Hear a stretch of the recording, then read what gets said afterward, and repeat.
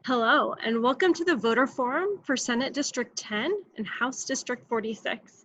In every election year, Albany County Public Library is proud to partner with the League of Women Voters to bring these candidate forums to our community. My name is Rachel Crocker, and I am the director of the Albany County Public Library. And this year, we're pleased to bring these to you in this special video format. So this forum is being recorded on Thursday, July 28th, 2020. And now I'm pleased to introduce and hand this over to Nancy Lockwood from the League of Women Voters, who will explain how tonight's forum will work. Well, good evening, everyone, and welcome to our virtual candidate forum.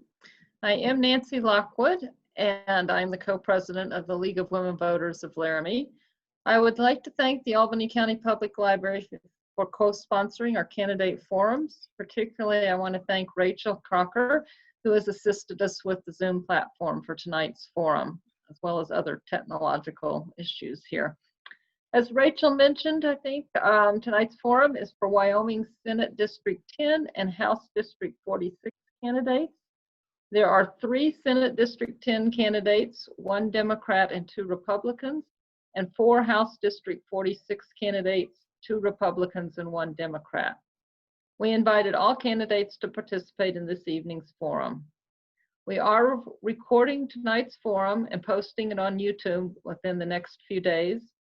At the end of the forum, we will provide the link to tonight's forum. Laramie's public access TV station, Channel 191, I think people commonly know it as Channel 11, but somewhere recently they have changed to 191. They will also air our forums on a rotating basis, and there's a schedule. If you go to the city's website, you can find their schedule and you'll find the dates and times that they're airing the forums. We will begin tonight's forum with some general information about the primary election and the forum procedures. The primary election is Tuesday, August 18. Absentee voting is already underway. You may vote now by completing a ballot at the county clerk's office, or you can request an absentee ballot from the county clerk's office through August 17. The county clerk's office needs to receive your completed absentee ballot by August 17. You may also take your absentee ballot to your polling place on election day. On the day of the election, polling places are open from 7 a.m. to 7 p.m. You may register to vote or change your voter information at the county clerk's office through August 3. You will need a picture ID to register. You may also register or change your registration through after August 3 and through August 17 at the clerk's office if you also cast an absentee ballot at the same time. In addition, you may register or change your registration at your polling place on election day. If you have special needs, voting accommodations and aids are available at each polling place and at the clerk's office.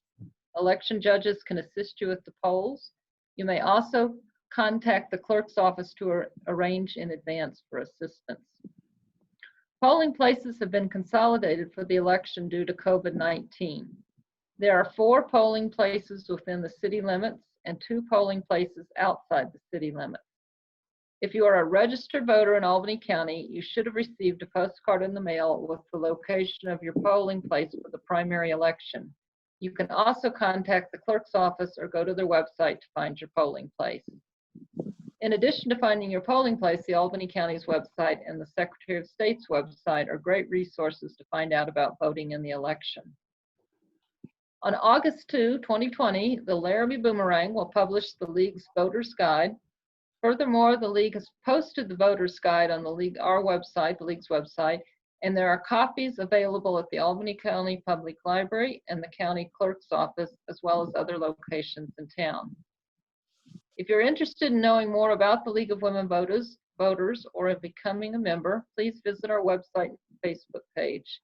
In addition to the Voter's Guide, our website will have a link for the recording of this forum and the other primary election forums. We will begin tonight's forum with questions for the candidates.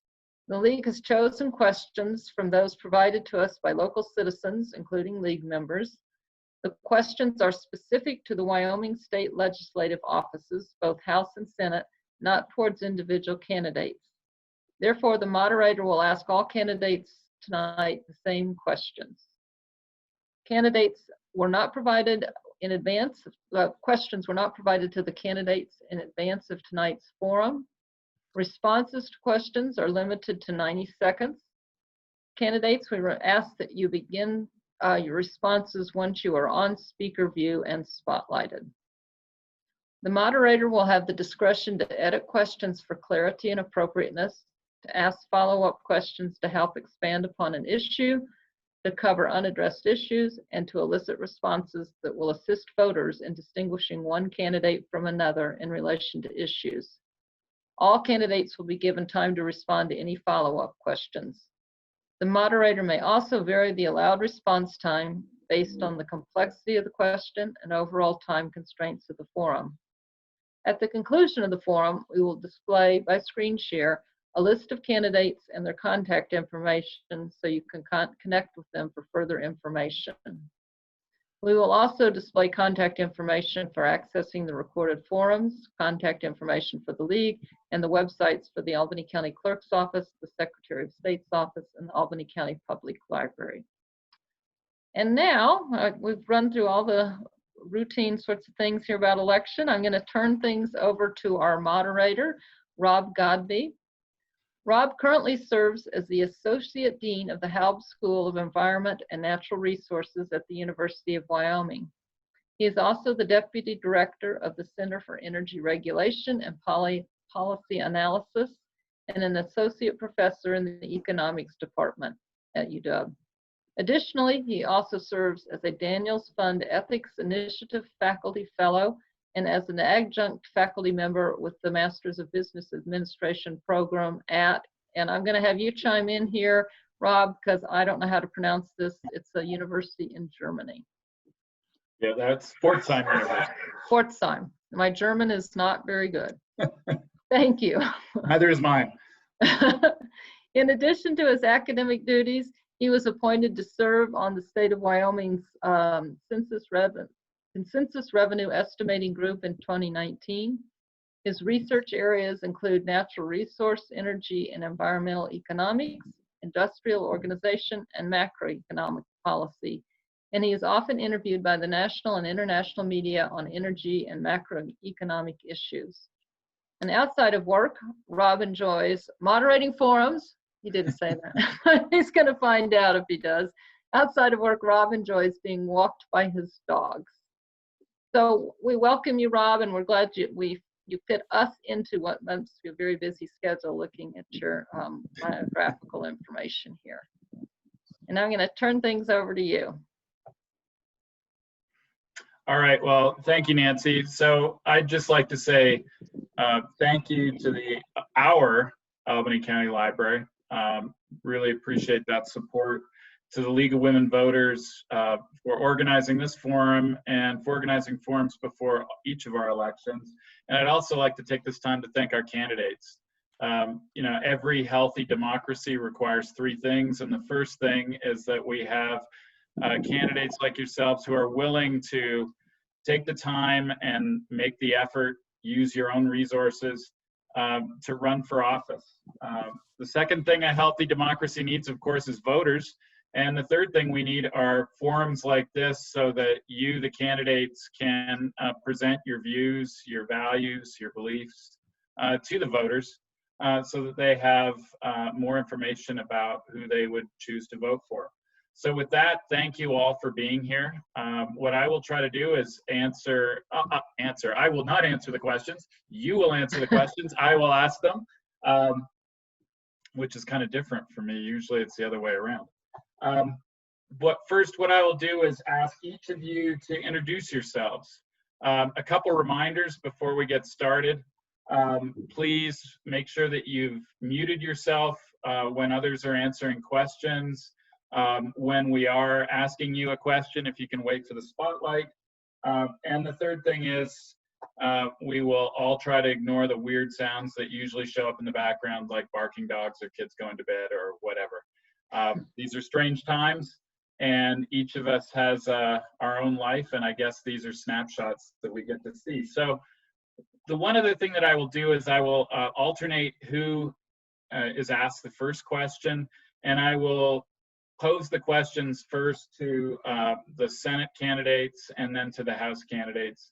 And it'll always be in that way. So it'll be Senate, Senate, and then House, House. So with that, and hopefully that makes sense, we'll get started. So I will ask each of you to just take the time to tell us your name, the office that you're running for, and the party that you represent.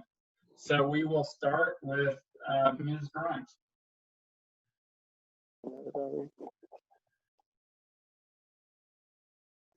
Hi, I'm Jackie Grimes. I am a Democratic candidate running for Senate District 10, which is the vast majority of Albany County. It covers the most northern, eastern, southern, and western borders of the county. Great. Thank you.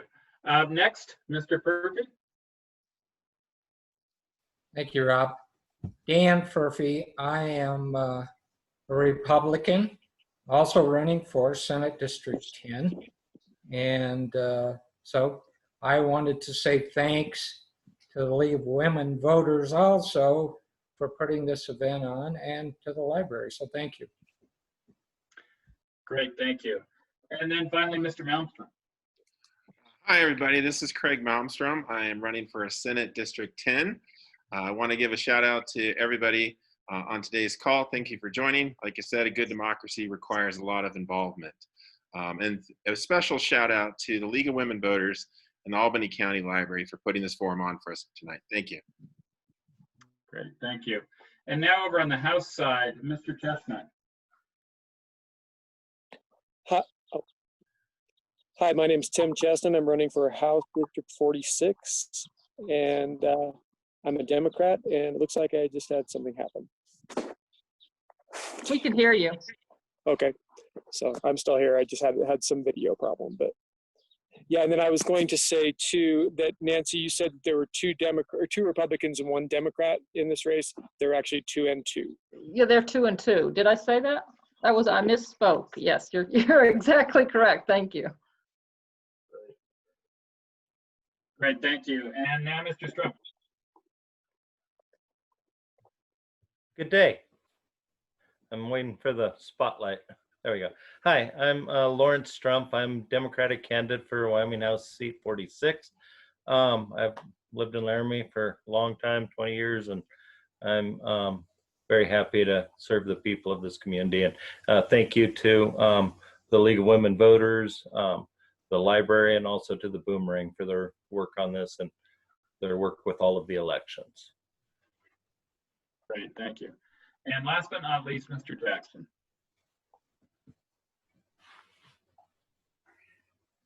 Good afternoon. My name is James Jackson. I am a Republican running for Wyoming House District number 46. Thank you. Great. Well, thank you all for being here. One thing I didn't mention before we get started, for the viewers, there will be no opening or closing comments, so we will go straight to the questions. So I'll start the questions. Rob, can I break in just for a minute, Rob? I wanted to be able to read the statement from Ocean Andrew, who wasn't able to attend tonight.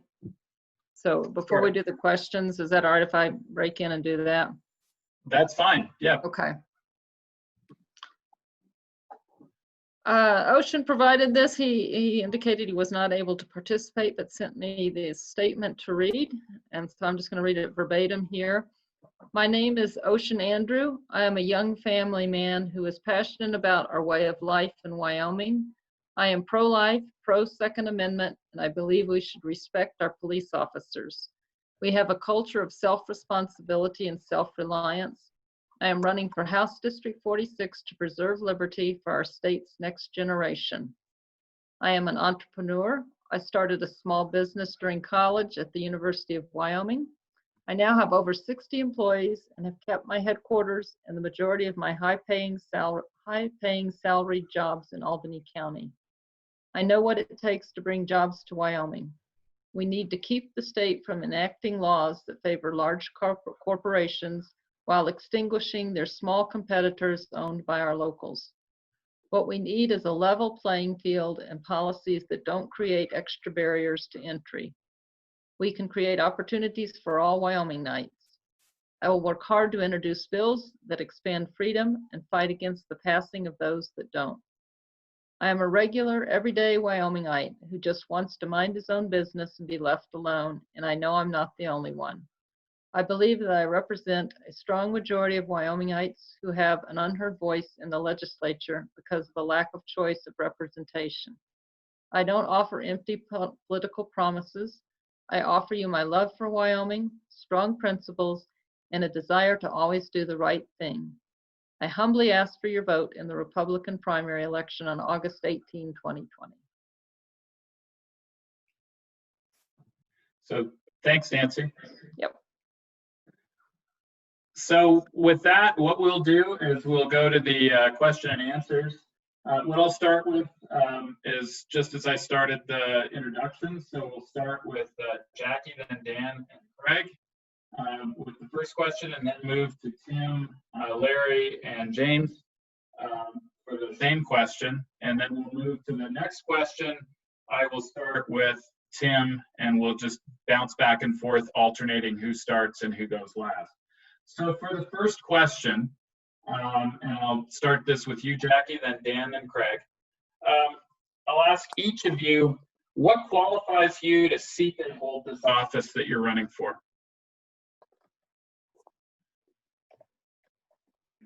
I love that this is the first question, is because it's the first thing that you should ask of anyone who wants to hold an elected position. One of the things that qualifies me, looking at what I have to offer, is I am a large representative of who we have here in Albany County. I'm a woman in my 30s. I have children. My husband owns a small business, born and raised here, my husband was. We're raised in our family here, and we are very much underrepresented in our current legislature, who does not understand what impacts families and their ability to stay here. And so it's really important for me that we have a voice in that. In addition to that, I have an education in school psychology. Currently just finished up my administration degree, which also goes into all the nuances related to budgeting, not just looking to borrow money, but how to use money efficiently. I've worked in mental health for many, many years.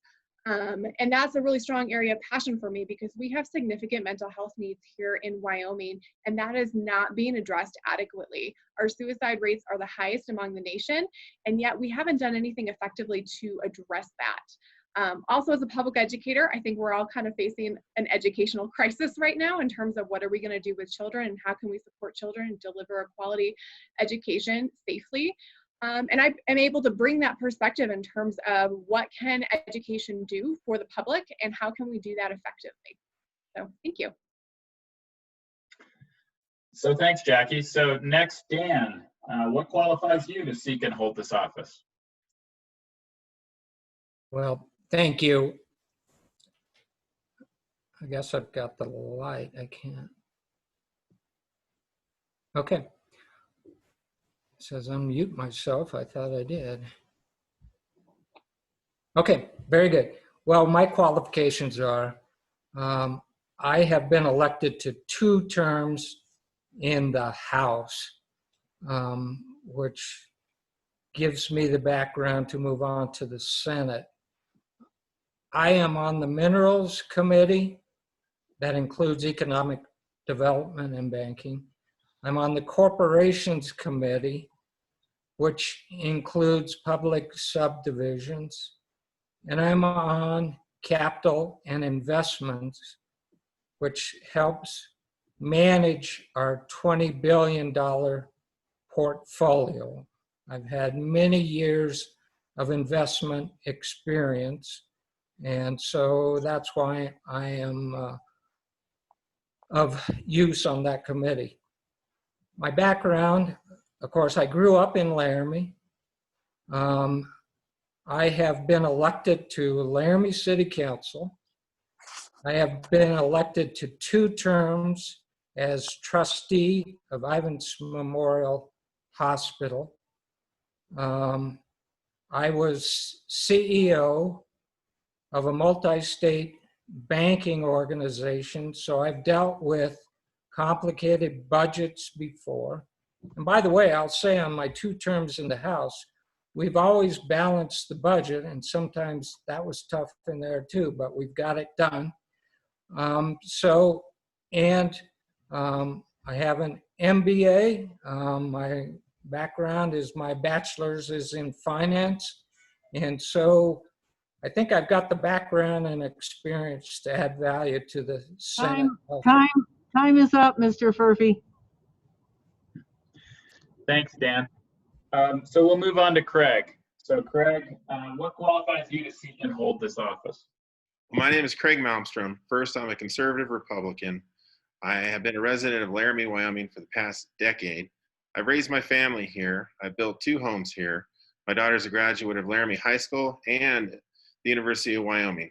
And when my daughter graduated the University of Wyoming, the first thing she had to do to get a career position was move to Denver, Colorado to be a regional accountant for a global dental office. I retired last year from a global finance company, which all of you know is Visa Inc. That is a zero-fail company. That company always obtains its goals, its settings. I know that I can bring new businesses to the Albany County as well as Senate District 10. And I knew that from the start, I don't have time to wait to be elected to do that. So I've already started. I've already brought in the nation's largest home builder to Laramie, and I have a plan to build new home constructions, retirement homes in Albany County. I know that I can use my zero-fail technology training experience. I have signed the term limit pledge that I am not going to be a career politician. I'm in for 1 term, which means I'm going to run 24/7, 365 for my 4 years and be effective and bring prosperity and grow this economy in new market segments, from everything from entertainment to global business to cloud storage companies, which we already have the technology, we already have the infrastructure in place now. We just need somebody to Time, Mr. Malmstrom. Thank you.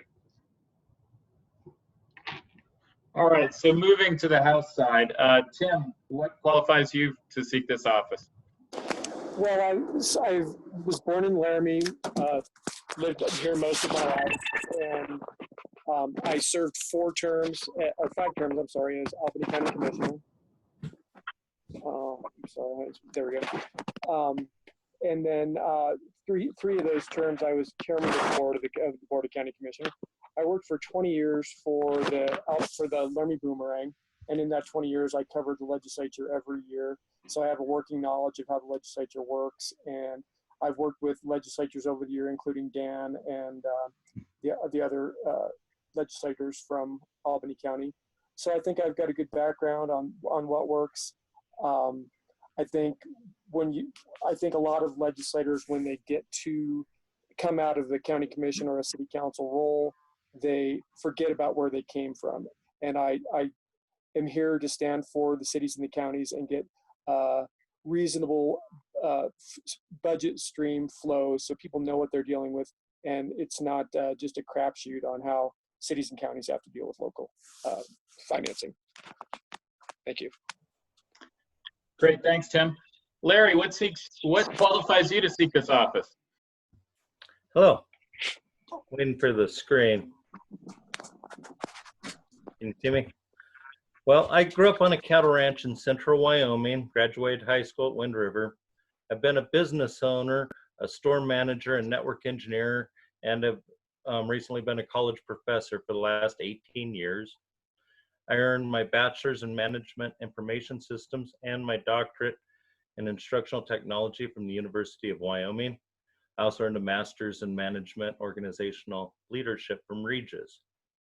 For almost 20 years now, I have worked with businesses, nonprofits, and education in Laramie to help make the community better for everyone. I've worked across party lines and with people of conflicting views to help build a consensus that's best for all concerned. I have been on many boards and foundations. I'm currently on the Suicide Prevention or Laramie Cares Board and a variety of others. I research and use scientific data and facts to address and resolve problems. And I'm going to work hard to address our healthcare problems, our economic problems, our education shortfalls or funding, and our equality in our state, so that our government works for all of the people of Wyoming and not just selected interests. Anyhow, I would appreciate your vote on August 18th for Lawrence Strump for House Seat 46. Thank you. Thanks, Larry. And last but not least, James, what qualifies you to seek the office?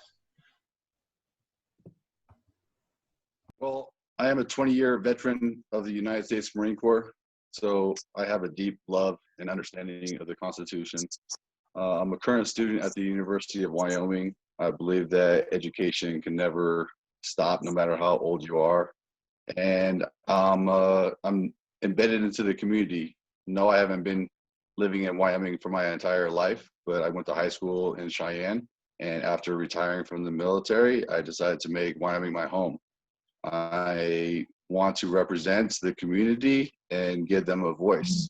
I don't want to get into anyone's pockets. I'm running a no-cost campaign. I don't want money from organizations, from individuals. I want to simply represent them the best way I possibly can and make sure that they have a voice in the state.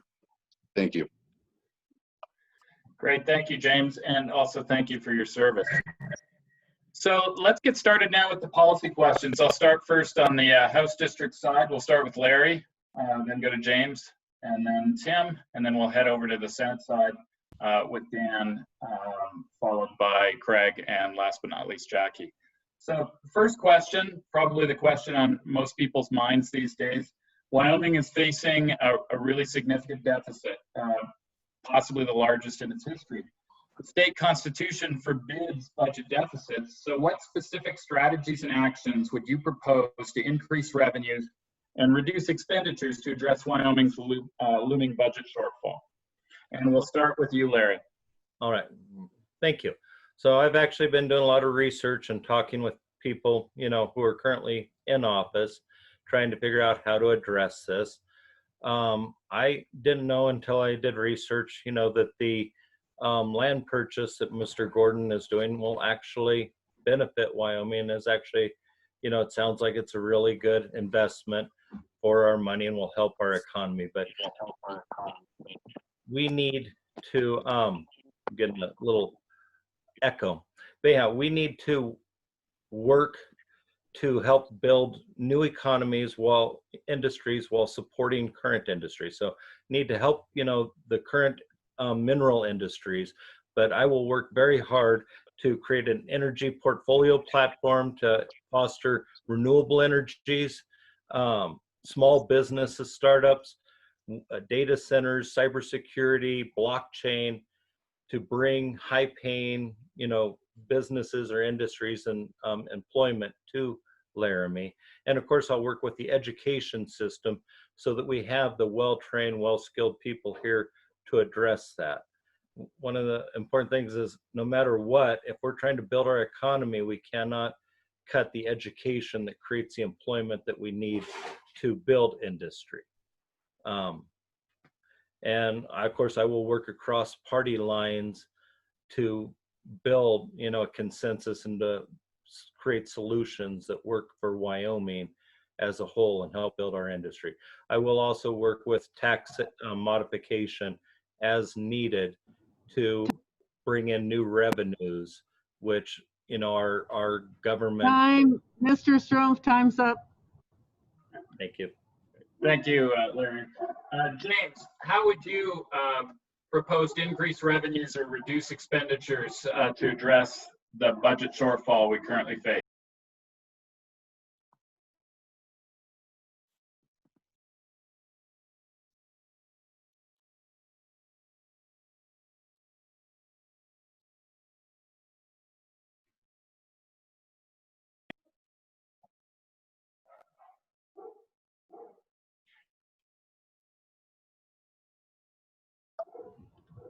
Mr. James, Jackson, I think you're up. Yeah. We can't hear you, Mr. Jackson. Oh, okay. I'm sorry about that. I think my connectivity is a little low, which kind of goes in with my idea to increase revenue in the state of Wyoming. I think infrastructure is very, very important. Majority of Wyoming is in rural areas. and they shouldn't be held lower, that they don't have the fiber optic internet cables, natural gas, power, water. I think that our state needs to deeply look at recruiting individuals and businesses into the state of Wyoming to increase the revenue. COVID-19 has changed the way the world has, and having resources available will give individuals with other companies the opportunity to reside from places like at home. And I think it's important for us. Thank you. Great, thank you. And Tim, what specifically would you do to deal with budget shortfalls or our expenditures or revenues to deal with our budget shortfall? Well, obviously, we have to first look at the revenue. I mean, the cut picture. Wyoming has had draconian cuts since 2008, and we're getting to the point where there's just no more place to cut. So until we get a balance in government and we get people from both parties to sit down and talk about increasing revenues, we're going to just keep on spinning our tires. Having a balance between Democrats and Republicans has always worked well in Wyoming. We've always worked better. Wyoming's always had a strong Republican Party in the legislature, but we've always worked better when we had a Democrat governor. We need to get increased balance in the legislature so that we can get some of the revenue bills out of committee, number one, so that the whole legislature can talk about those. The majority of people of Wyoming want the legislature to raise revenue, or look at places to raise revenue, not raise taxes, but raise revenue. I do not support an income tax, but I do support some revenue, some increased revenue. I also look at things like, we need to spend money in places like the Wyoming Department of Transportation gets no money out of the general fund. And until we work on infrastructure projects that can put money into YDOT and create jobs on infrastructure, and then one of the most important things is getting broadband in here. We cannot increase our ability to do amazing things with the internet until we get broadband in here. And I'll talk more about that when we get to other questions. Thank you. Good, thanks, Tim. So over on the Senate side, Dan, how would you approach revenues or expenditures to balance our budget?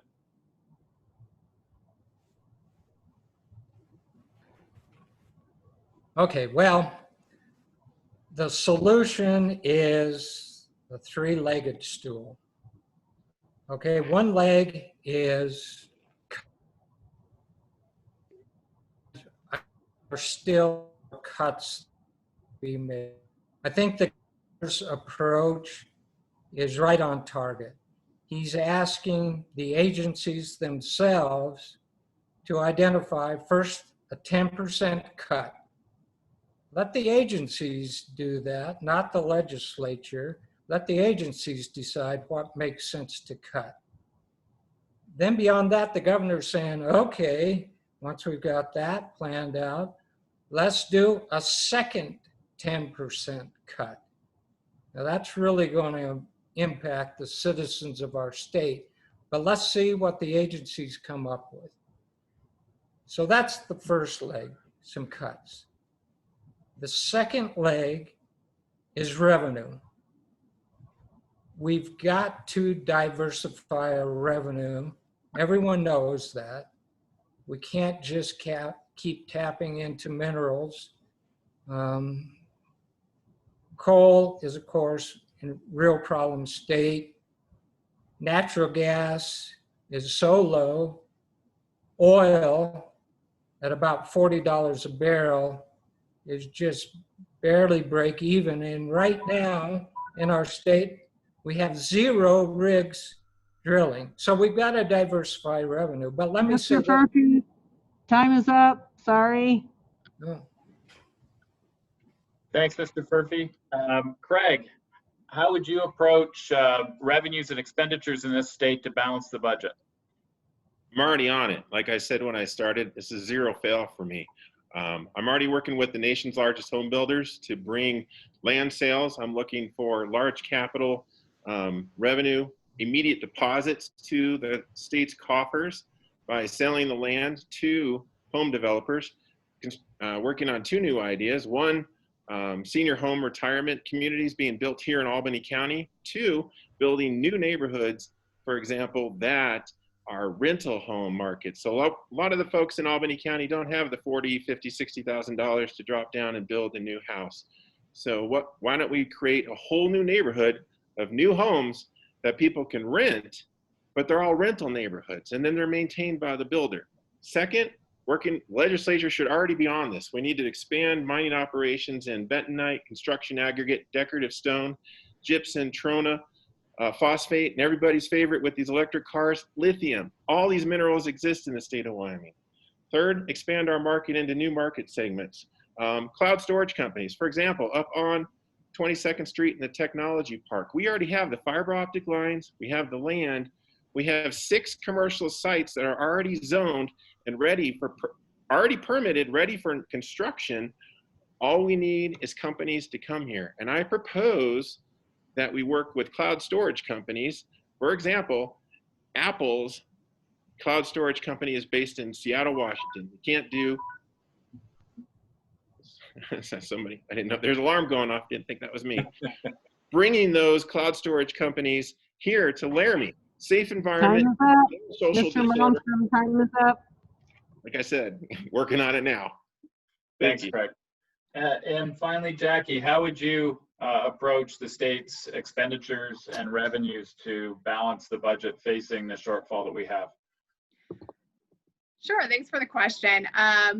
To begin with, I really think we need to be looking at the fact that we have made a tremendous amount of cuts over the last 10 years or more. Ultimately, the legislator has had over 30 years to come up with a new plan, and they've come up with numerous new plans.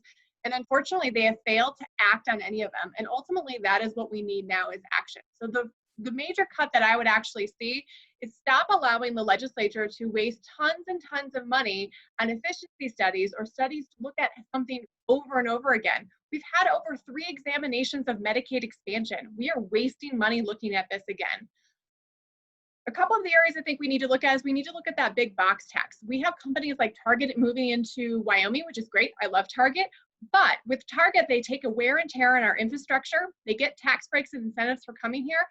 And what they end up doing is costing us money because they wear down our roads and all of our services and supplies for low-wage jobs for our workers. There is no benefit to bringing those types of companies here. So we need to look at those box taxes. The second area is that we need to start looking at our branding, merging our agriculture and our tourism industry together. Because when we start to talk about the tourism industry, people come to Wyoming for the Wyoming experience. And that means eating Wyoming steaks, but it also means expanding into our game meats, looking at elk and bison and the experiences that people want to have when they come to visit here that they can't afford to do because we have to import it. That's silly to me. We need to capitalize on what we have here. Thank you. Great, thank you. And thanks all of you. So this time we'll turn to education, and I'll start with you, Craig, and we'll walk through the Senate candidates, and then we'll go over to James and start with the House side. So starting with you, Craig, since education spending is the largest expenditure in state government, will K-12 education have to be cut in order to meet the budget challenges that we have? Absolutely not. We will not cut education. We will not cut spending. We do several things very well in Albany County. Education is at the top of the list. My daughter is an absolute product of that. She graduated from Laramie High School. She graduated from University of Wyoming. We are not going to touch our strengths. Like I told the teachers union when I met them, I'm up front, you can stand behind me. We are not getting rid of our teachers. I promise to save the teachers. I am working right now as we talk on bringing revenue to the state coffers. I plan on protecting the teachers, protecting the first responders, protecting all of our workers, protecting our state budgets. It is hard to get qualified people in the state of Wyoming to come here and work here. The last thing we want to be doing is moving our neighbors, our teachers, our family, and our friends out of the state of the Wyoming. So we need legislatures that are working right now, thinking outside the box, Not saying we need some committee. We need legislators that are working, that are passionate, that believe in this and want to make it happen, and want to make it happen for all Wyomingites. So to protect the teachers, we have to bring money to the revenue coffers to the state of Wyoming, and we need to be doing that now. So we need to be thinking outside the box, and the box has no lines anymore. We are looking at global boxes. We need to be talking to companies outside of the United States, try to bring manufacturing jobs to Wyoming. For example, bringing diesel locomotive construction. Let's bring that to the state. Let's bring new residents to the state. Let's bring new residents, new companies, so that our teachers have even more students to teach. Thanks, Greg. Thanks, Greg. So Jackie, how do you feel about education? Will it need to be cut, given that it's our largest expenditure, to balance this budget? In full transparency, for those who don't know me, I am an educator, and so education is a really strong passion of mine.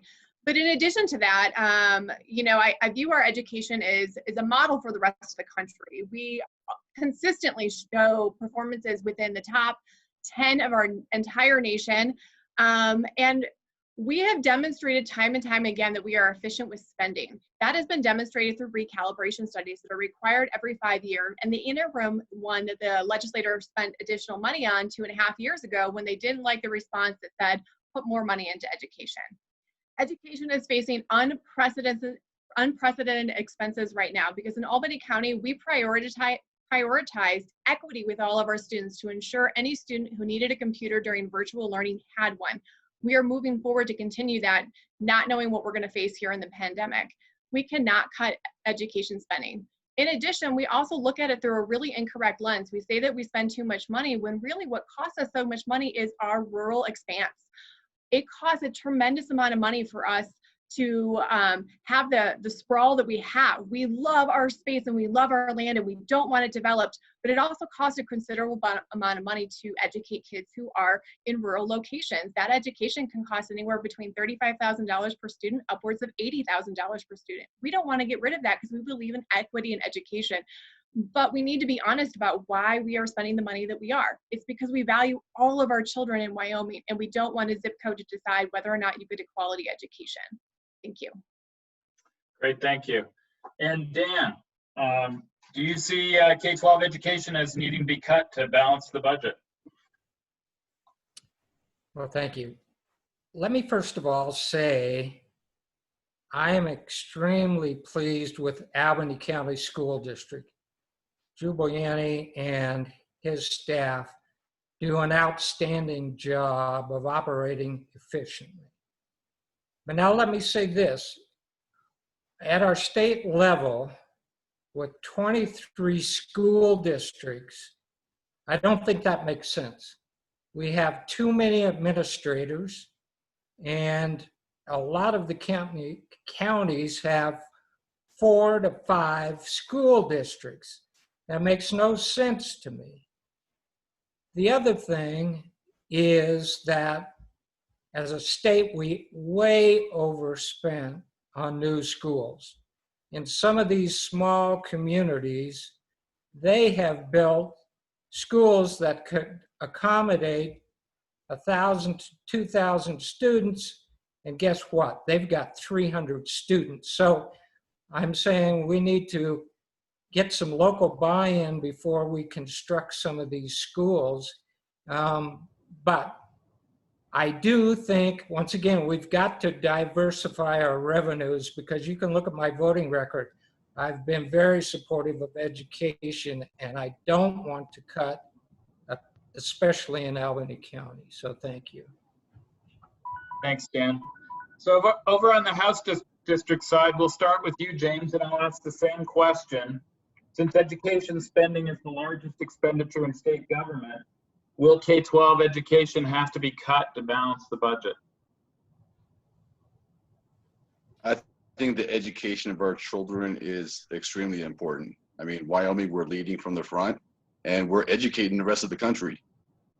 The children who are getting educated here aren't staying here. We definitely need to take a deep look into that, of why are they leaving? So the education here is very, very good. I think the money getting put into the education system is well deserved. It was mentioned about rural students and how much we're spending on students who need to get transported into the towns or into these other school districts. That's a huge expenditure. With COVID-19, we realized that a lot of kids are able to, get that education from home online. If there's ways that we can adjust our allotment of funds to the education program to make it better for us, I think that should be looked at. But again, the devil is all in the details. Thank you. Thank you. So Tim, do you see K-12 education as needing to be cut to balance the budget and manage the shortfall that we face? Well, I think everything has to be looked at as far as cuts, and as the largest part of government, it's going to be impossible not to do that. But other than that, I think we need to, as we need to look at continued revenue streams. The schools are funded mostly through property taxes. I think people realize in Wyoming that we want good education, and we don't need to fall back from where we were. 20 years ago, we were 49th in teacher salaries. Now we hover in the top 5. We can't take a step back there. We spend good money on education, and it shows, like in Albany County, that we have the best results anywhere in the state. So I think increasing property tax, because it's a fair and equitable way to for all people of Wyoming to spend their money, is the best way to do it. But I'm not looking at cutting education. I'm looking at expanding it. I think if we don't start educating kids at 3 and 4 year old, not just all day kindergarten, we will fall further behind. And we as a state can go leaps and bounds above the rest of the country by educating our 3rd and 4th graders when they're sponges, when they can learn anything, language, mathematics, science, anything like that. So I think that's one of the keys moving forward, is we need to be doing a better job with spending money, but I don't think we need to be micromanaging. One of the candidates talked about, I think it was Dan, talked about being top heavy with administrators. That's a local decision for local students, school districts. That's not a legislative decision. I think we need to leave that in the local hands, but we also need to get them. Mr. Chestnut, time's up. Thank you. Thanks, Tim. And Larry, last but not least, how do you feel about K-12 spending, and will it need to be cut to balance this budget? Well, again, I've been an educator in Laramie for 18 years now, mainly at the college, but also at the high school. And I believe that we should not be cutting teachers or teachers' pay. I do feel that there are places in the state where we are a little top heavy administratively, and I've heard some good theories of combining various, smaller rural school areas where they had one superintendent instead of like 4 or 5, or just 2. So there are, some areas where cuts would be logical or appropriate, but we need to be very careful with them not to harm our education system.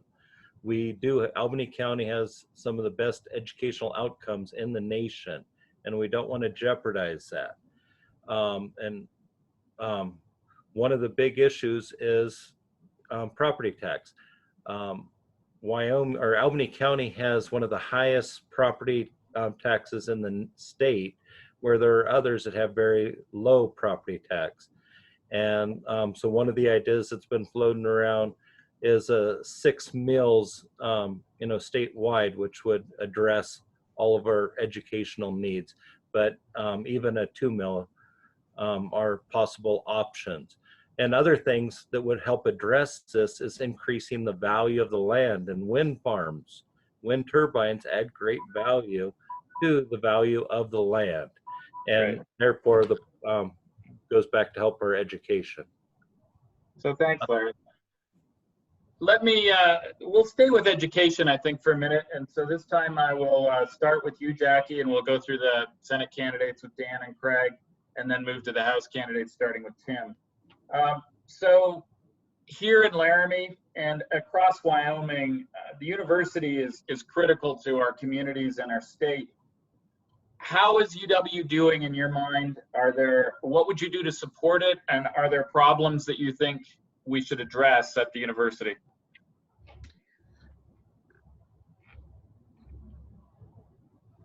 Just trying to wait for the screen switcheroo. There we go.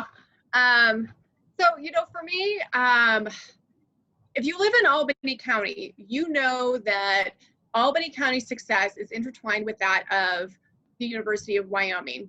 We have a symbiotic relationship. The town of Laramie could not survive without the university, and the university could not survive without that with which Laramie provides for the experience of students attending the university. So there's a lot of added value there. In addition, it is our only four-year university. It is essential. We have some of the lowest post-secondary education rates across the nation, and we need to look at expanding that and increasing enrollment so that we have a more educated population that brings in businesses who need workers who have those degrees and backgrounds. In terms of, you know, problem areas, I think I'd be lying if I didn't say that there's a lot of controversy around the school board, the board of trustees rather, and how they have handled some of their organizational status, and really needing to examine whether or not that is healthy for the university, because that has kind of tarnished the image of the university and its belief of it being a well-run, organized university system. And so we really need to consider how it is that we have that structured. I do think we need to protect it. I think we need to look at how we can expand it to provide degrees and programs that companies need in order to expand our state. So while there's some minor things that we need to work on, we also need to give it a lot of credit for what it's brought to Laramie. Thank you. Great. Thank you, Jackie. Dan, first of all, how is UW doing?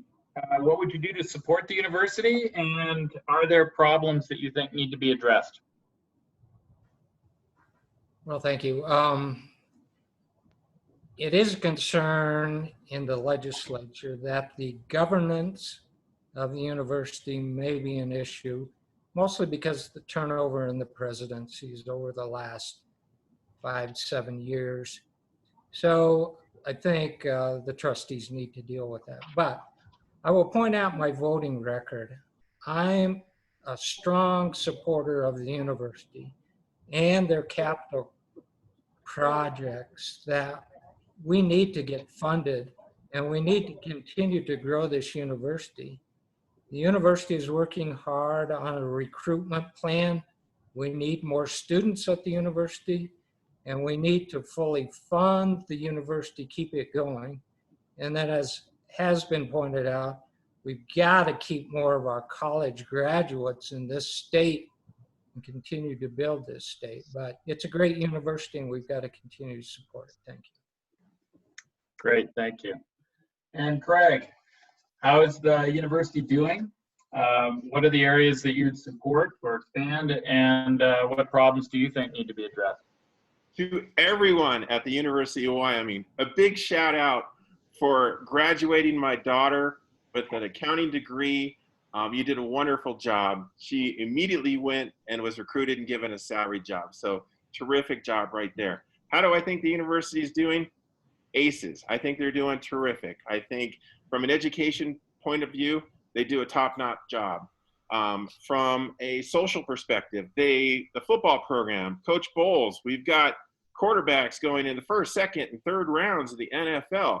We've got everybody and their brother that wants to be on our football team. The football team's growth is expanding all the other sport activities. And when those sport activities are doing well, the town, Albany County, thrives. Hotels, restaurants, bars, the ice cream store, the gas stations, the retail establishments, everybody benefits across the board. How can the legislature support the University of Wyoming? PPE. We need to get the school open. We need to make sure that the students feel safe and that the parents back home sending their students to Laramie, Wyoming, know that they're safe. We have a stockpile of PPE equipment, and we need to make sure that we get all that equipment out and available to the university so that they can distribute it according to their process that they have set up for student recovery. Issues addressing the University of Wyoming. Number one, housing. We need to make sure that we bring in private sector businessmen to work with the University of Wyoming to refurbish their existing housing units.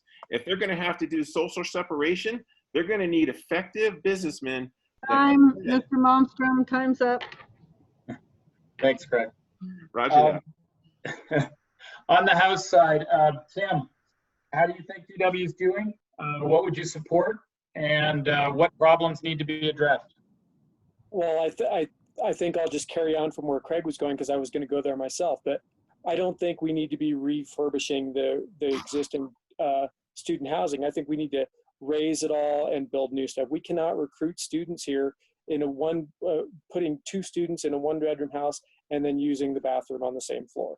Would you send your kids there? I don't think I would. I mean, I think the university is doing a really good job, other than the fact that I'm currently enrolled in the University of Wyoming. And I don't know if that speaks so well from the university, but anyway, it's I think we have a quality university that's world-renowned in the geology department, the business school, some of the others, petroleum engineering.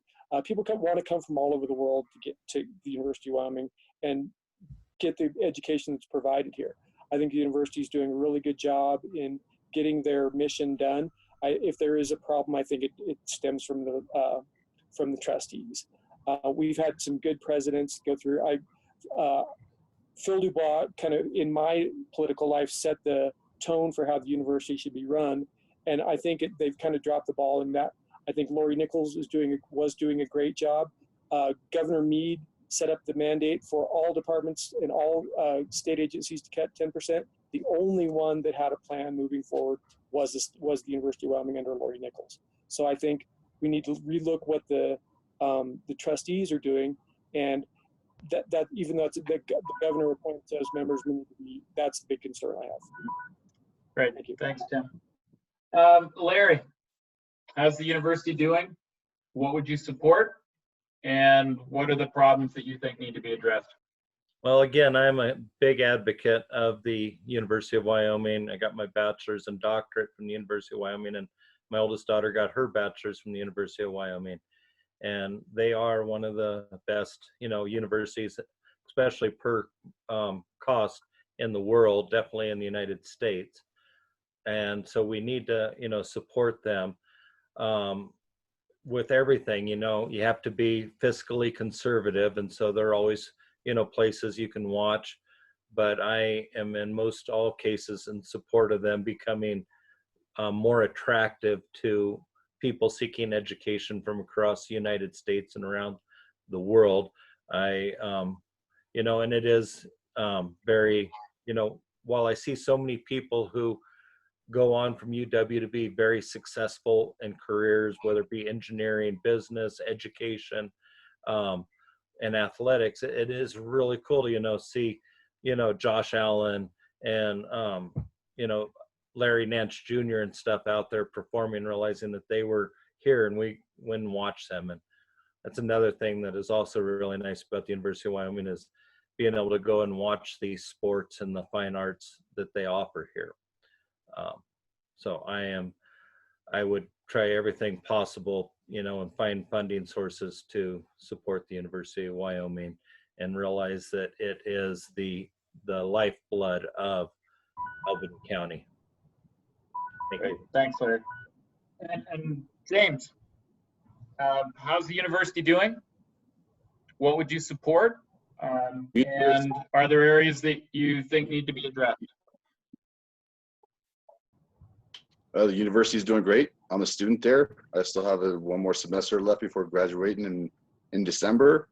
I think with all of our education in the state of Wyoming, we need to recruit to get more students to come here. And by doing that, I think we need to maybe possibly have some more programs and departments and a way to get our population for students to grow. And with that, we need more companies in Laramie or the state of Wyoming who can provide the interning for them, or else they're just going to, I think the university is doing great things. And I think with a lot of candidates here, we all believe that it should grow, continue to improve the infrastructure for a future for Wyoming. Thanks. thanks, James. We had a little bit of trouble, but I think we could hear your answer with your connection. So thanks for that. All right, well, for the next questions, we'll start with you, Larry, and I'm going to turn to healthcare. How do you propose, or do you think we should do something to cover the approximately 18,000 uninsured citizens who can't afford healthcare insurance in Wyoming? What are your thoughts on that, and how could we deal with it? Yeah, healthcare is a critical issue in Wyoming. We need to expand Medicaid now. And when I talk with hospitals and pretty much everyone across the state, I mean, there are so many people in need of healthcare right now that do not have it and don't have access to treatment or testing. And we, as you know, one of the strongest nations in the world, our citizens should be able to. And it's really sad that Wyoming is one of the few states in our nation that hasn't done Medicaid expansion. So we need to do Medicaid expansion now and make it happen to support our, the people in Wyoming. And I've talked with people at the hospital, and they're saying that it would even benefit them financially, and it would generate more revenue for our state because it would bring in funds from the federal government. And so I am in strong support of helping, in different ways. I'm also very much in favor of supporting local nonprofits such as a downtown clinic and public health, which provide critical service to those in need. And I've worked a lot with the nonprofits in Albany County to help those who need medical care and cannot afford it in, standard environments. So thank you. Thanks. So we'll turn next to James, and then we'll go to Tim on this question. So again, James, the question for you: how would you propose to cover the approximately 18,000 uninsured citizens who can't afford health care, or do you feel we should be doing something? Thanks, Rob. I think this is a difficult question. This is nationwide. We're having difficulties with Medicare, Medicaid, medical coverage. And I think this is something that I would answer asking the citizens of Albany County and see what would best fit for them. My coverage is a little bit different. My military retirement gives me the Veterans Affairs medical, and it's relatively cheap for me. But I would like to go ahead and ask.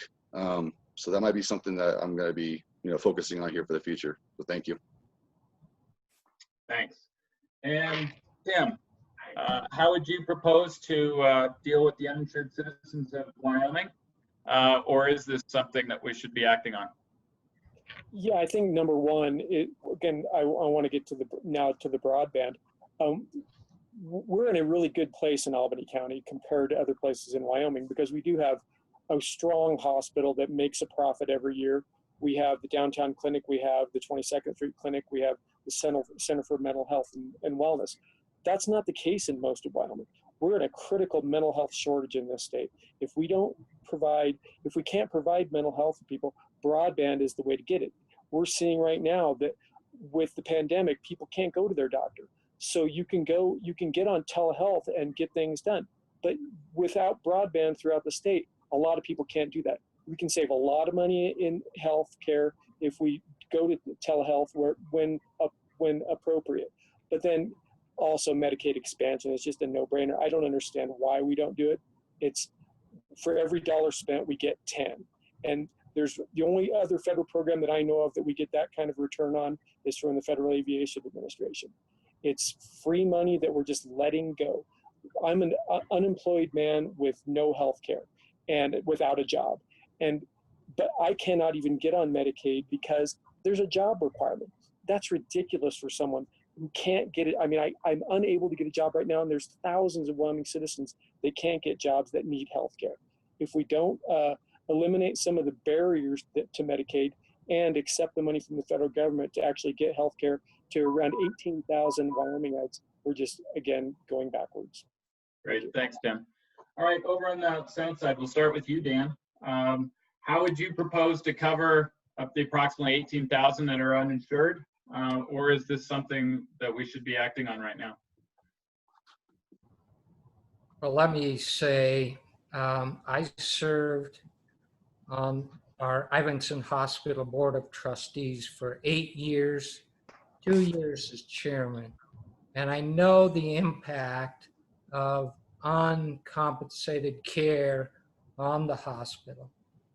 And fortunately, our hospital is in a good financial position, but there are many of the hospitals that are just barely hanging on across our state. And so we've got to do something. If you once again look at my voting record, I voted for Medicaid expansion every time that has come up, but it always gets defeated. But I will still try to fight for Medicaid expansion.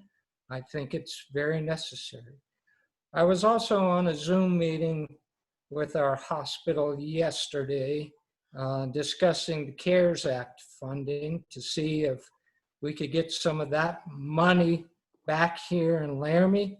So the hospital is working on a plan. Former President Phil Nicholas and I met with them, and we're trying to work on that. So it is critical that we solve this issue somehow. So thank you. Thanks, Dan. Craig, to you. How would you propose to deal with uninsured in Wyoming? Roger that. Easy. You bring 25,000 new jobs to the state of Wyoming. You bring 25,000 new jobs that are employed by $500 million companies. Those companies that have those kind of revenues and those kind of assets can deliver to their employees that ever sought wonderful healthcare insurance card, whether it be Cigna, whether it be Aetna, whether it be Blue Cross Blue Shield, it doesn't matter. If they have that insurance card in their wallet, they can go down to Ivinson Memorial Hospital, see every doctor in the building, have every service that they need for themselves, for their family members, for their children, whether it be substance abuse or whether it be just having their cholesterol checked or dialysis, whatever they need. But in order to insure 18,000 Wyomingites, we need to make a target. We need to make the target 25,000 new jobs. We need to make sure that those jobs have at least an average salary of $82,000 a year. With those kind of jobs, with those kind of salaries come benefits. You recruit and retain proper talent with those kind of salaries. With those salaries, those Wyomingites are easily going to go to our rural hospitals, our local clinics, and our memorial hospitals, and they're going to be seen for everything that they need. They won't need to go to Colorado to receive medical treatment. They'll be able to receive excellent care here in Wyoming, but they need legislatures that lead the way to bring the jobs to the state to have that medical insurance card. Good, thanks. And Jackie, how would you deal with the uninsured problem in Wyoming? Sure, I think this is critical because I feel like it's not just 18,000. This number is likely to grow given the circumstances as it relates to jobs and businesses being able to remain open with pandemic times. I think the biggest issue I have to start with is I just am a big believer that we should not be giving Wyoming money away to other states. And that's what we are doing. We pay for Medicaid expansion for other states to benefit. So we are paying for other people's residents to have insurance that we should be providing for our own residents. And so yes, I would support Medicaid expansion, but I would not stop there because Medicaid expansion is not going to get the job done alone. Because in addition to needing to have insurance, the current insurance that we have higher insurance premium rates than we do from comparable states. We're close to double the individual rate that Idaho has. There is no reason why Idaho should be paying about $470 per person per month versus us paying close to $800 per person per month. That is unacceptable that we are close to double that rate. When you look at Albany County specifically, we have a quarter of our population has low income jobs and they cannot afford health insurance and they cannot afford to pay the premiums and their co-payments. And so our current health insurance model doesn't work even beyond Medicaid expansion. We need a massive overhaul of how we handle healthcare here in Wyoming. Thank you. Great, thank you for that. All right, I guess we'll turn now to the economy, and in particular, we'll talk about an action that the governor and the legislature will be looking at. We'll start with you, Dan. Do you think the purchasing of the Occidental lands and mineral rights is a sound investment? And explain why or why not. Well, thank you. Quite honestly, I don't know where we are on that. The governor hired a consulting firm to come in and analyze that purchase. And I hear through the grapevine that it could potentially return 11.5% per year. If so, if that's verified, that would be a great purchase.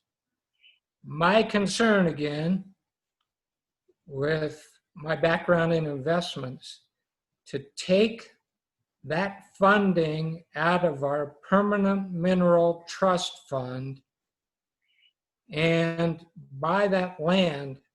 Well, we need to be very careful with that purchase so we're not harming the citizens of our state.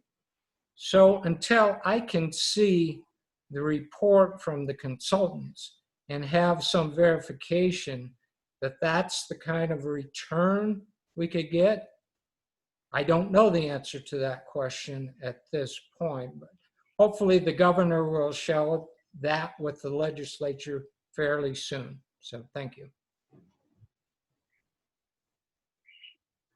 Thanks, Dan.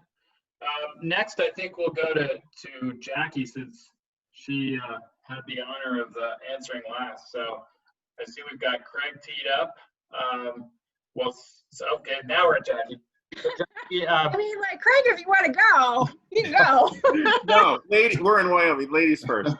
No, the fun with Zoom. We can play with the order and see how we can confuse each other. So Jackie, how do you feel about the Occidental land purchase that's being considered?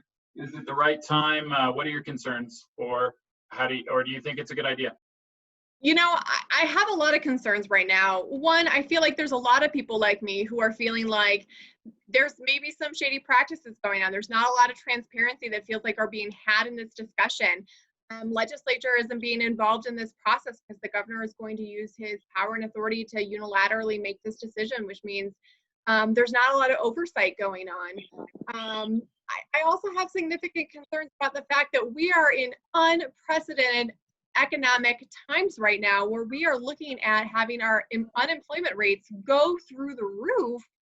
And instead of investing in our people and in infrastructure and things that are going to have some immediate relief and create jobs, we're going to be looking at a land purchase. This does not feel like the appropriate time. It doesn't feel like it's being handled in the most transparent fashion possible. And I just truly believe that if this land purchase were going to be that equitable for the state, there'd be companies fighting over this. And it looks like companies are looking to dump this as quickly as possible. So if private companies aren't really interested in this, I don't see why our state would be interested. And I'd rather see that money used more responsibly on things that we know are going to have added value to our state. And I just don't believe this is it. Thanks. Great, thank you. And Craig, your thoughts on the Occidental purchase? I've been waiting for this. This is a wonderful question. The answer is absolutely 100% positively yes. This is a no-brainer. The Occidental land purchases in southeastern Wyoming. It's almost 1 million acres, and guess what? It's full of compressed natural gas. It's safely stored in the ground right now. The only reason that the mining companies are putting the land leases up for sale is because states like Arizona that power their office buildings with auxiliary natural gas generators, everybody's staying home. They don't have that excessive power supply demand on their grid right now because everybody's home, working from home due to COVID. We have 2 vaccines, Moderna and Pfizer, that are already in phase 2 of clinical trials. Once those vaccines are put into place and we have a vaccine for COVID, everybody's going to return back to their office. And if the state of Wyoming is holding 1 million acres of compressed natural gas. We're going to sell that on the open market. That is going to bring a windfall of funds to the state coffers immediately. We should gobble up every single parcel acre of land down in eastern Wyoming right now regarding Occidental land purchases. And Mark, that's a big yes. Thank you. All right, thank you. So we'll go over to the House District side. I'll start with Larry, then we'll go to Tim, and then James. So Larry, if you're ready, Sure. How do you feel about the Occidental land purchase? Is it a sound investment? Is now the right time? Explain Well, why or why not. I agree with some of my counterparts. I do wish that there was more transparency. It would be nice to have a clear picture of what's going on. But from what I've understood, from what Mark Gordon has said, it will produce a positive return, and that this is funds that we cannot spend, on services or anything. So we can use it for investment, and then that investment is already creating revenue, which we can then use for education and other stuff in the state. And so to me, from what I understand, from what's been said, it sounds like a good investment. In favor of it, assuming that there aren't any, hidden skeletons in the closet, which would be, transparent if it was more open. But 11% return on it is better than we can do with our current investments. And then there's many other things we can use with the land, whether, if in the future we put wind farms on it, then we get the return of that. Natural gas, there's just so many options that we can, get returns from that land, which then can go to education and other state needs, which this $1 billion cannot be used for education or other state needs. So based off of what I understand, I am in favor of it, but like everything, I'd want to make sure I do a cost benefit analysis and ensure that it's appropriate, beneficial for our state and our people. Great, thanks, Larry. So next to you, Tim, the Occidental purchase, good idea, right time. Explain why or why not. It just doesn't seem like the right time to buy that right now. It's number one, we don't have the money, and then number two, there doesn't seem to be any plan on what this is doing. Dan talks about an 11% turn or a 10% return on it. I don't really see where that's coming from, but the government, I'll sound a little bit like a Republican here, but the government never really does a great job with selling leases or minerals. It's better left in private hands on that. I think then on top of that, if all that acreage goes to the state, then it goes off the tax rolls. And that's an immediate big hit. And if we're looking at that hit right now, then we're cutting more. And I don't favor cutting more for a land deal that there doesn't seem to have a plan on. Thank you. Okay. All right, thanks, Tim. And James, how do you feel about the Occidental purchase? Good idea, right time, why or why not?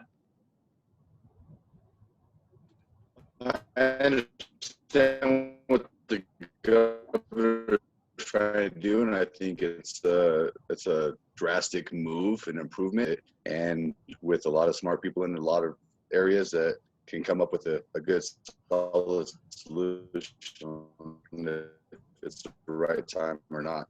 Thanks. Thank you. All right, well, I see that we're coming close to 8:30, so I'm going to use the moderator's prerogative here, and I'm going to ask you two more questions. So we'll start on the Senate side. We'll start with Craig. This will be really a kind of more of a lightning round question, but it's still an important one. So we'll start with Craig on the Senate side. Wyoming is the equality state, but we've had a historically difficult time trying to attract. Sorry. That's we've got Larry up. Hi, Larry, but you're not Craig. So let's try again.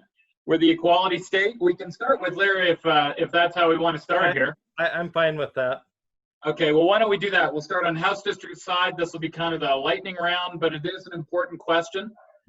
we're the equality state. We've had a difficult time getting women in the legislature. We also don't have a lot of diversity in the legislature. Do you see this as an important issue that should be addressed?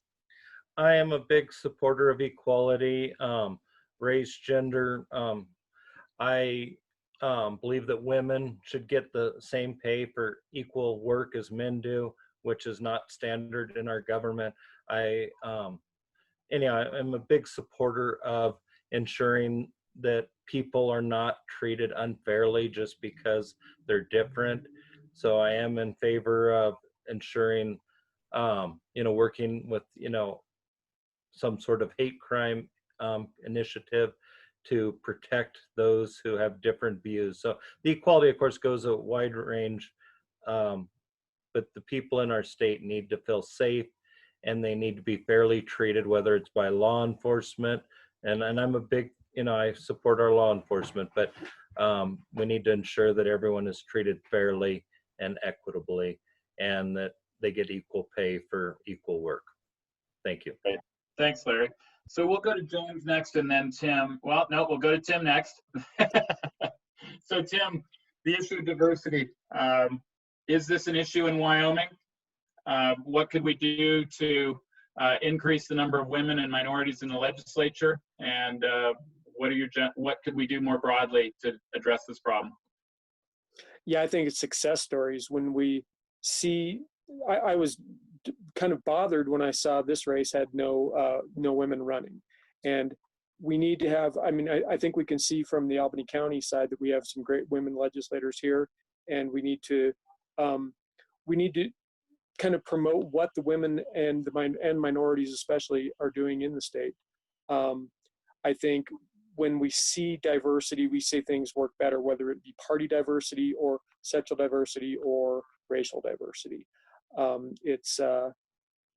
have had a chance to work with 5 different county commissioners since in the 20 years I was a county commissioner, and only one was a woman, and that's super disturbing because she's probably the best county commissioner I've ever worked with.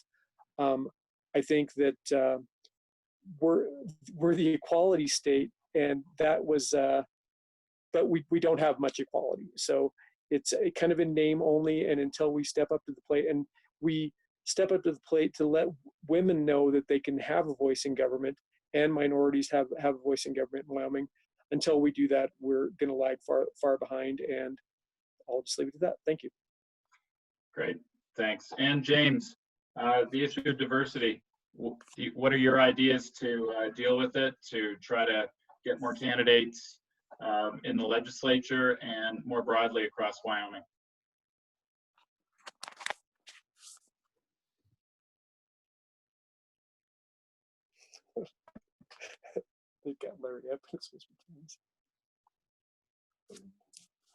Sorry about that, James. So, are you ready? All right. So, yes, I am. Okay, so question again. So you heard the question? That women, yes. And I definitely think that women should be getting paid the same as men. They're doing the same work as men. They should be getting paid the same way as men. I think that we need to get along these strong women like Jackie Grimes, who's running for office, to empower younger women to take these seats. I think that's where it's going to lie. I think it's the women who are in these powerful positions to bring up a group of young women and get them involved with politics and help them out in our state. Thank you. Thanks, James. So we'll go over to the Senate side, and I'll start with Dan. Dan, we have one of the lowest, well, wait. Dan, we have one of the lowest percentages of women in any state legislature. We're not very diverse. Is this a problem, and what could we do about it? Well, let me say this. Part of the problem is people find out when you get elected, it's very expensive. You go to these committee meetings across the state, your per diem is $120. So that's got to pay for your hotel room, your transportation, and your meals. And so a lot of women included, when they're trying to raise a family, they're saying, well, I can't do that. I can't afford to do that. As well as the wages. Now, it comes up often that the wages, we get $150 per day when we're in session.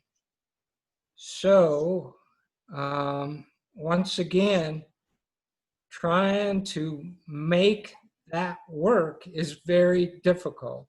But I myself have voted against every time that they tried to increase the wages for the legislature.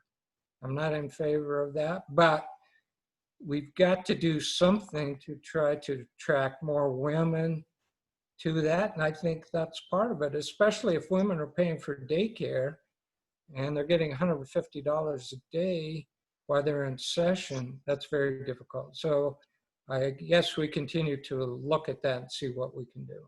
By the way, the wage gap does seem to be a problem in our state, and we do need to fix that. Thank you. Good. Thanks, Dan. I think we're going to move to you next, Craig. Okay. So, Craig, again. Oh, there's Dan. All right. Yep, we're there. So, Craig, is the lack of diversity and lack of women in the legislature an issue? And if so, what would you do about it? Well, first off, I want to say I've had the luxury of working for the past 2 decades, a company that has 100% diversity and equal pay for all jobs across the board for male and female. That was my former company, Visa Inc., which every one of you have and use on a daily basis. And that company, by the way, is based out of Market Street in San Francisco. So I spent the first 10 years with the company in San Francisco. If you've ever been to Market Street, you see diversity almost immediately. I spent the past decade here working from home in Laramie, Wyoming. To address the issue of equal pay, you simply just recruit the companies that do equal pay. There's already a plethora of companies out there that do equal pay for equal work, regardless of you're male or female. Those would be technology companies, and those would be financial companies. I think, in addition to a lot of the financial organizations that we have here in Albany County, there's a few that I'd like to see in addition to our toolbox of financial companies that are brought in. I also think that we can absolutely have a growth in technology companies. We have the fiber optic systems that already exist here. We have the electrical grid that already exists here. We have 6 commercial lots that are shovel-ready permitted to exist here. So if we want to bring in diversity and equal pay for equal jobs, let's bring the companies that are already vetted that do that now. Thank you. Great, thanks, Craig. And Jackie, I'm the gonna issue find, of women. yeah, I'm going to find diversity. the irony that you waited until the last person to be the only woman on this panel tonight. James, thank you for the credit and the shout out for being a strong woman. That was very wonderful to hear. I want to start out by saying women have been proven to be really effective leaders when they're elected into office. They prioritize people and the needs of people and keeping things local and getting people the access to the supports that they need. They're advocates for healthcare, mental health care, childcare, which is very expensive, education, non-discrimination, hate crimes, keeping local businesses going. They have a lot of passion for the communities that they live in because they feel like family. This pandemic has shown us that women tend to have those essential worker jobs. So the things that we can't survive without are predominantly women. The second part of the question is about that representation piece, because it's not just women. The first thing that has to happen is that when you are someone who's not adequately represented and you look at a position and you don't see yourself reflected in it, you don't necessarily see that you have a chance of acquiring it. Someone had to ask me to run to consider this as a viable option, that I would be a good candidate, because I didn't see myself in legislature, because currently it seems to be a little bit of a retirement plan. Second thing is that we have to address what it means in our state setup that women who have children or anyone who has children that has to commute, there's a really big barrier there. I'm only able to do it because I have a huge family here in Laramie who can help me. But this is about an access problem. And so we have to really step up in terms of recruiting strong candidates that we see, you are a good leader, you should represent us in legislature, and ask them to step up. Thank you. Great, thank you. So this will be the last question of the night. It's kind of an open question. And what I'm going to do is ask each of you to tell me what question we haven't asked you.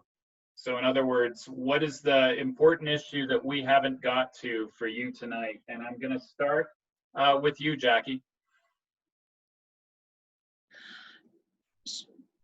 Maybe. There we go. You know, the important thing that we haven't gotten to here is really looking at what are we going to do to secure our jobs as it relates to keeping our actual businesses that we have here open.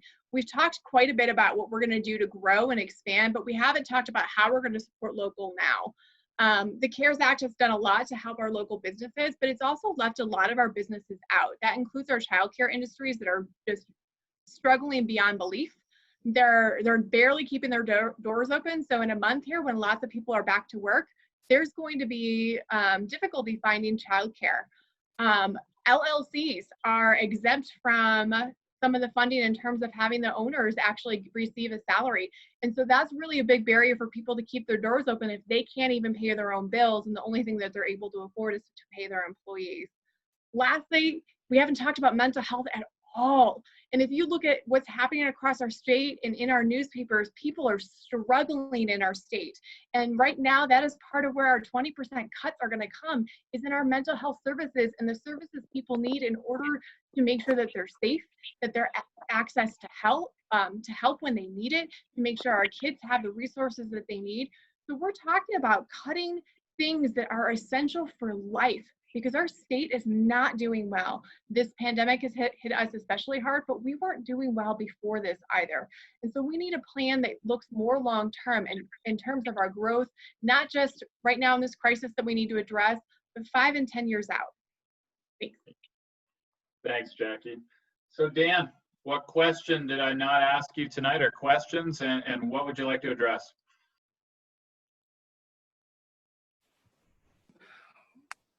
Well, one of the big looming issues, and we've touched on it, but it wasn't an actual question. What do we do about jobs in our state going forward?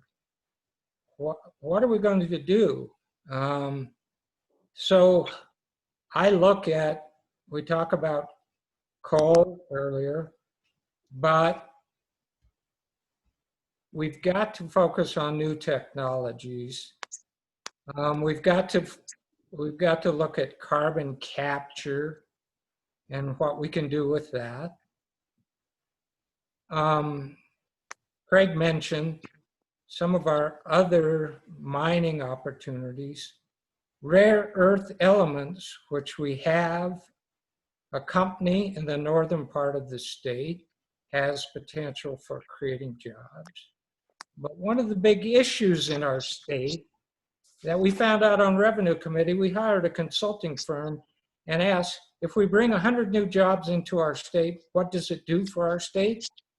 And compare us to Colorado and Utah. If we bring 100 jobs into Wyoming, we lose $1 million per year because we've got to fund education and infrastructure, et cetera. So I'll stop there. So thanks, Dan.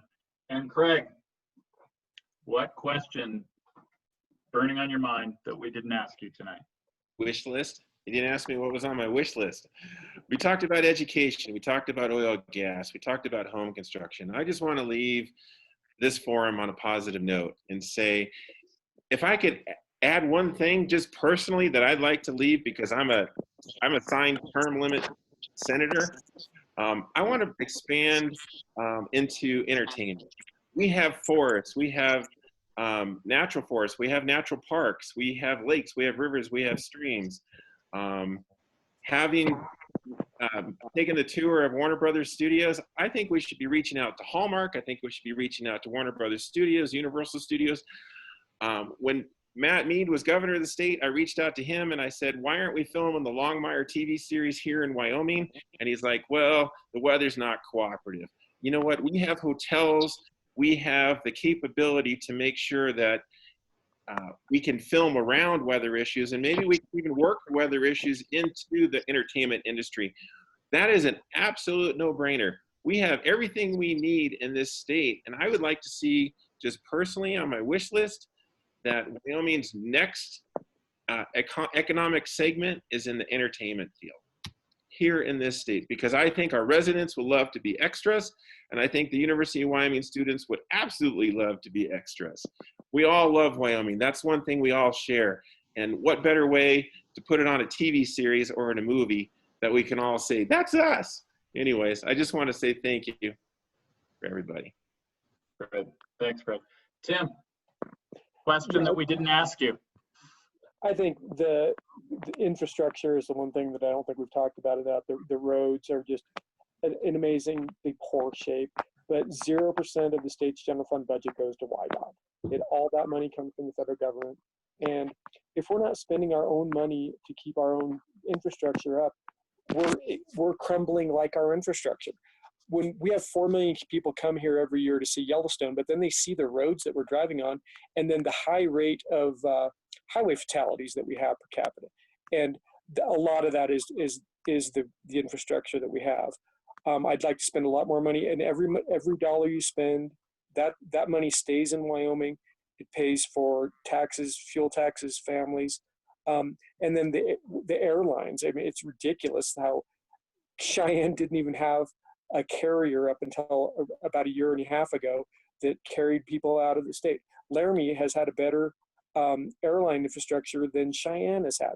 We've finally gotten some regional carriers to come into Rock Springs and Riverton in those areas, but if we don't invest in that, that's the future. I really want to piggyback on what Craig said, because I talked about this when I ran against John Barrasso for U.S. Senate or House of Representatives. I'm sorry, but yeah, Hollywood dollars are huge dollars, and if we can get those companies to come in here, and you mentioned Longmire, but what about Yellowstone? There's a television show called Yellowstone that has no tie into Yellowstone, and I know you can't film in Yellowstone because it's against the law, but we need to start using our mountains, our rivers, our streams, our beautiful Time's nature. up, Mr. Chestnut. Thanks, Tim. Thank you. Larry, the question we didn't ask you, what would you like to address? All right, thank you.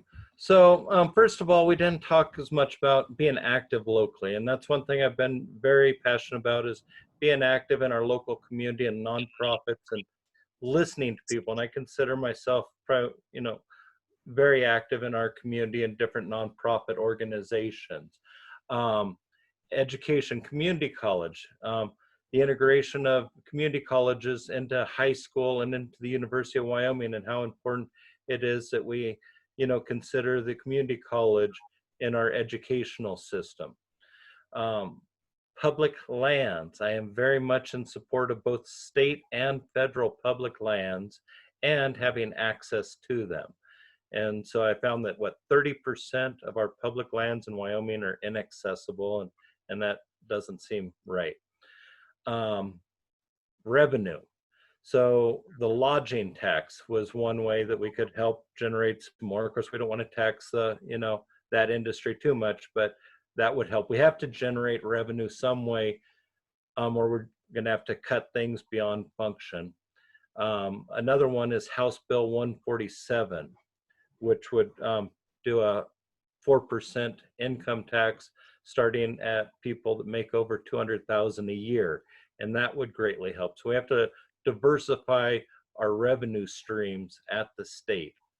And then I've been on the Albany County Technology Advisory Board, and so working to get technology integrated into K through 12. Time's up, Mr. Stroh, time's up. You.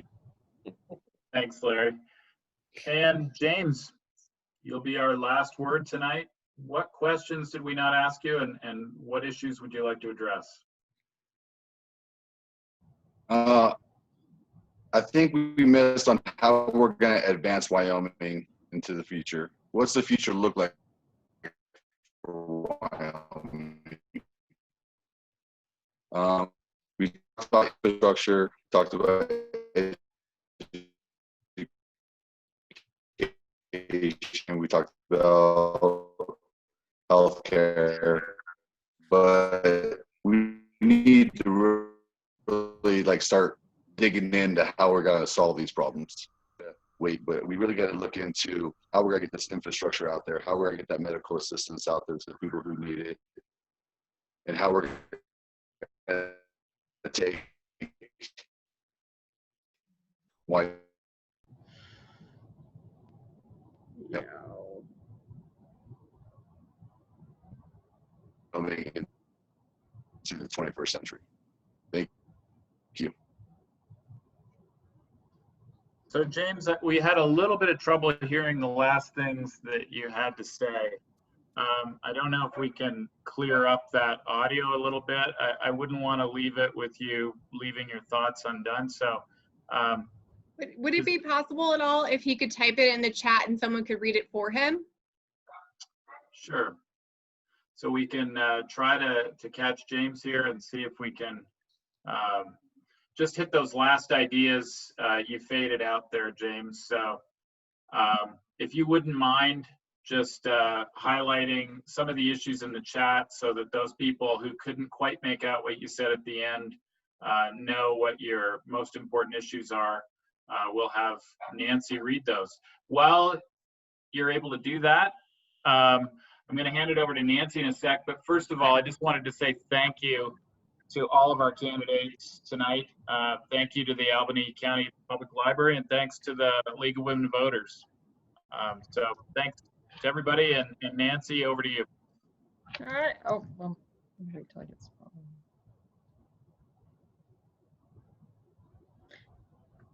I think I'm on now. If I catch something from Mr. Jackson, I will try to get it read here. Oh, here we go. Mr. Jackson says, my most important issue is how we will advance Wyoming into the future.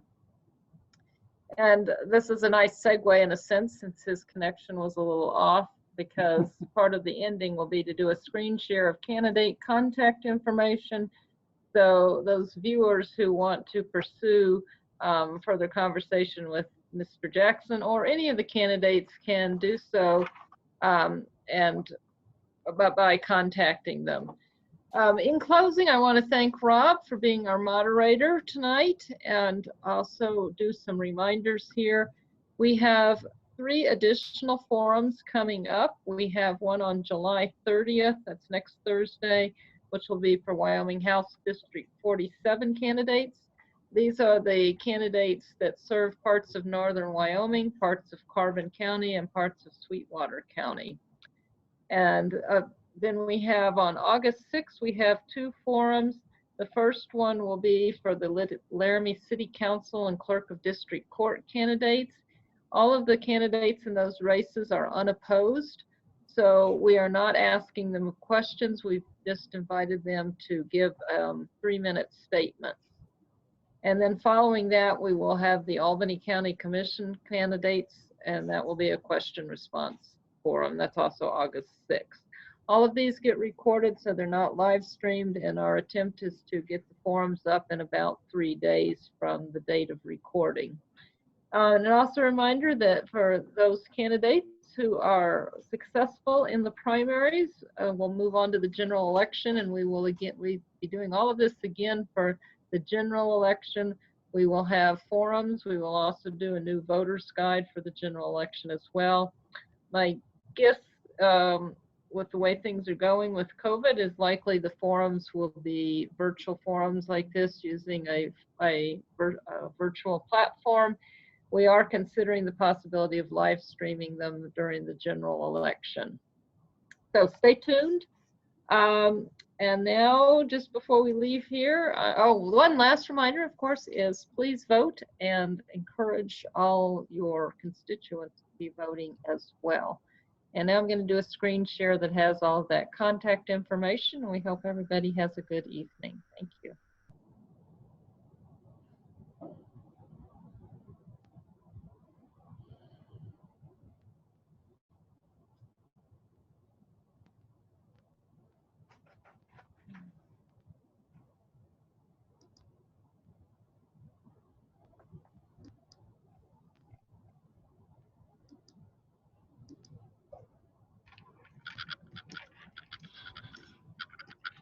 I think I can adjust this if I get onto the document and make it smaller.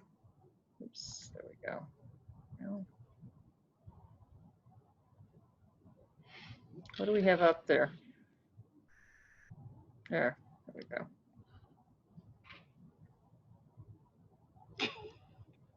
Well, I'm not doing a very good job of getting it to go smaller. It only wants to get, there we go. There we go.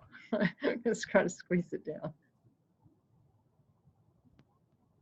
If you're not able to see this well, when we've been posting the YouTube videos, we put this at the very header of the YouTube too as well. So it's up there for you to read. Oops, I think I've got the wrong one.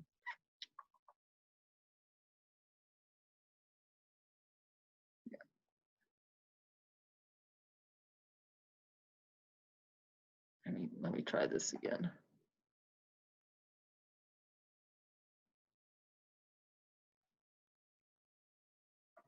I had it up here at one point. This is not it. Hang on. This is what happens when you have too many times. Screen sharing has stopped. Did you get any of that, Robin or Lynn?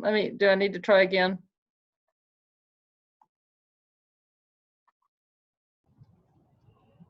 It doesn't want to let me share it. I know, it looked good for a minute. Yeah. Yeah. What happened? I'm trying. It says that I got a protected view on and it won't let me show it. Let me try all. Hit the, Nancy, hit the enable edit button. Yeah, Because next to enable that, editing. Oh, where on what? Am I enabling On the editing? protected view box. The Oh, I think I protected just view box closed it. is a warning.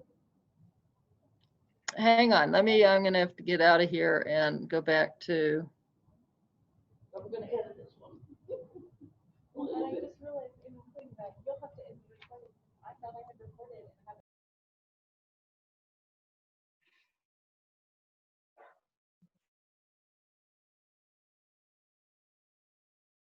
There we go. Should have been ready for this. I have to download it. I'm downloading it again. Okay. We might have to. Yeah, no, I'm getting there. I'm sorry. Now I'm going to share again, and we should be good. We do know how to edit. We just don't like doing it. Now are we good? Yes. Yeah. There you go. So I didn't realize I had the enable edit on there, and that wouldn't work. There we go. You have to enable editing if you want to change any of its settings. Of its parameters, yeah. Yeah. Thank you. There you go. Thanks, Thank you, everybody. everyone. Good night. Take care. Have a great night. you all too. Thank you so much for everything. This was great. It's always a lot of fun. It's my favorite event of the entire campaign season. It's getting to come here. So thank you.